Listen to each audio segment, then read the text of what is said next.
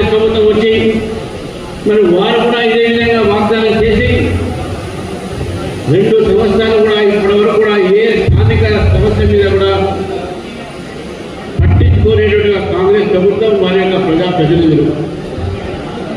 కానీ భారతీయ జనతా పార్టీకి ఒక ఎంపీ లేడు, ఒక ఎమ్మెల్యే లేడు. ఇక్కడ నుంచి మాకు ప్రాతినిధ్యం మీరు ఇవ్వకపోయినా భారతీయ జనతా పార్టీ కేంద్రంలో ప్రభుత్వం ఇక్కడ దాదాపు 2,000 కోట్ల రూపాయలు ఈరోజు ఖర్చు పెట్టి వరంగల్ నగరంలో 1000 కోట్లకు 15 కోట్లు, అదేవిధంగా మనకు కోచ్ ఫ్యాక్టరీ వస్తున్నది వరంగల్ కాజీపేటలో. మరి అనేక సంవత్సరాలుగా కోచ్ ఫ్యాక్టరీ రావాలని టీఆర్ఎస్ వేపులు కూడా చేసేది. కాంగ్రెస్ పార్టీ వచ్చిన దాన్ని తీసుకుపోయి వేరే రాష్ట్రానికి తరలించారు ఆ రోజు.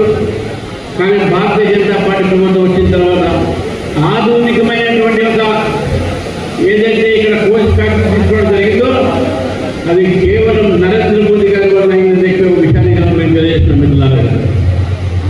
అంతేకాకుండా ఇక్కడ దగ్గరలోనే ఇదే దారి మమ్నూరు ఎయిర్పోర్ట్ పోతుంది. ఇక్కడ ఎయిర్పోర్ట్ రావాలని చెప్పేసి చాలా కాలం నుంచి ఇక ప్రజలు కోరుతా ఉన్నారు.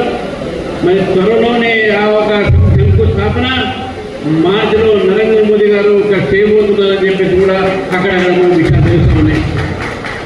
అంతేకాదు మిత్రులారా, ఇక్కడ ఒక సెంట్రల్ యూనివర్సిటీ జిల్లాకు ఉమ్మడి జిల్లా ఉన్నటువంటి ఒక వరంగల్కు హైదరాబాద్లో సెంట్రల్ యూనివర్సిటీ